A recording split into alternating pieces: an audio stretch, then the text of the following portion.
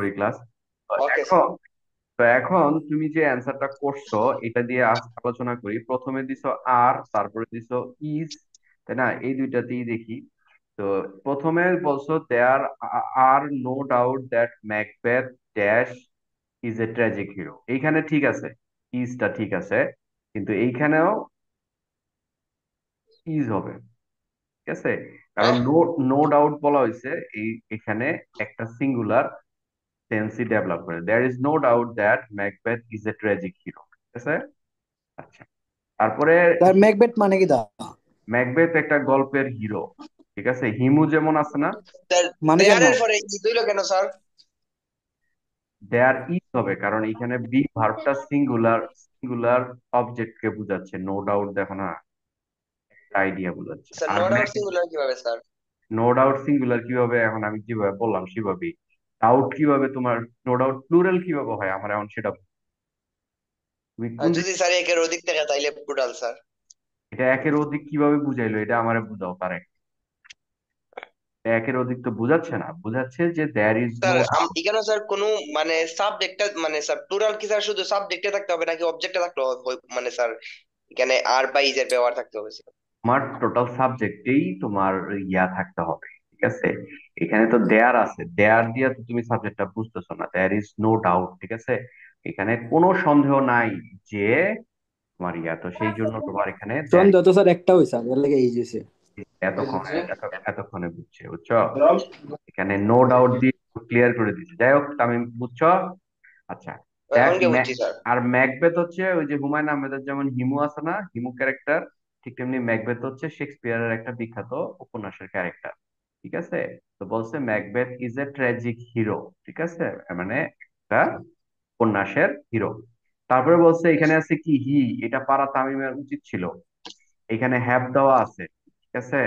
তাহলে এইখানে তোমার হি আছে, এখানে হ্যাভ দেওয়া আছে। এখন all the traits which Shakespeare tragic heroes project, তাহলে এখানে হবে হি হ্যাজ, ঠিক আছে? এটা পারা তামিমের দরকার ছিল, তামিম এটা করেই নাই। কি কি কেমনে করছে? স্যার এটা স্যার? কেন তোমার এটা হি এর সাথে কি হয়, কেমনে আবার কি? এই যে দেখো, মাথা যে ঘুমের মধ্যে কাজ করে না, এটা বোঝা যায়, ঠিক আছে?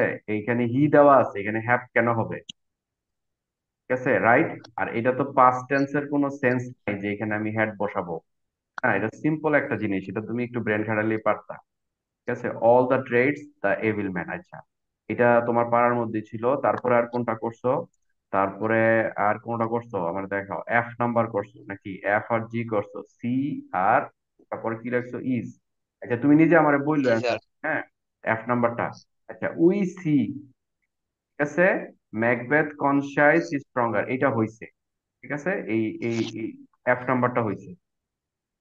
তো বিনা পড়াশোনায় তোমার একটা হয়ে গেল। জি স্যার এটা তো স্যার, তারপরে কারণ স্যার উই স্যার টোটাল। আচ্ছা, তারপরে কি দিছো? জি করছো, উই সি হিজ অ্যাম্বিশন। এখানে কি দিছো? জি নাম্বার কি দিছো? জি জি, মেম,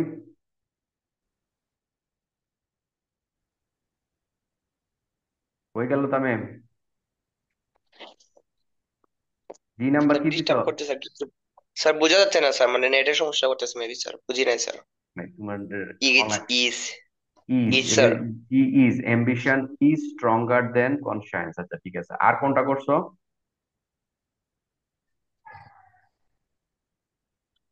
আর স্যার ওই যে শুধু ব্রিং যেটা স্যার, এইচ নাম্বারটা ব্রিং এ হবে স্যার। আচ্ছা, এইচ নাম্বারটা ব্রিং হবে, conscious that bring his downfall. H নাম্বারটা হয় নাই, ঠিক আছে? তাহলে তোমার হইছে একটা, সেটা হচ্ছে উই সি, কারণ এটা প্রেজেন্ট ফর্মে একটা হইছে, ঠিক আছে? আজকের এই প্যাসেজটা, স্যার ঠিক আছে, এই প্যাসেজটা তোমার পাস্ট টেন্সে আসে নাই। আমি প্রথম দিকে তোমাদের যেটা দিছিলাম রেকর্ডিংটা একটু লেটে আসছে দেখে আবার একটু পিকচার টানলাম। তো গতদিন যেটা করছিলাম পাস্ট টেন্সের এই মার্কার আসবে, আজকের প্যাসেজটা তোমার কিছুটা তোমার ইয়েতে ছিল, প্রেজেন্ট মানে ছিল, আবার কিছুটা ইউনিভার্সাল, ইউনিভার্সাল ট্রুথ টাইপ কিছু একটা ট্রুথ। ছিল, ঠিক আছে? যে ম্যাকবেথ নিয়ে কথাবার্তা ছিল এবং প্রেজেন্ট টেন্সি কিছুটা ছিল, সেন্সটা ডেভেলপ ছিল আর কি। তো সেই কারণে তোমার প্যাসেজটা ছিল। তাহলে এটা বেসিক্যালি হবে এরকম: there is no doubt that Macbeth is a tragic hero, he has all the traits which Shakespeare tragic hero possess, his excessive ambition, এখানে কি আছে অ্যাম্বিশন, ব্রিংস হবে BRINGS, brings his catastrophe, the evil in him symbolized by symbolized by evil in him is symbolized by ambition, কারণ এটা হচ্ছে ভার্বের।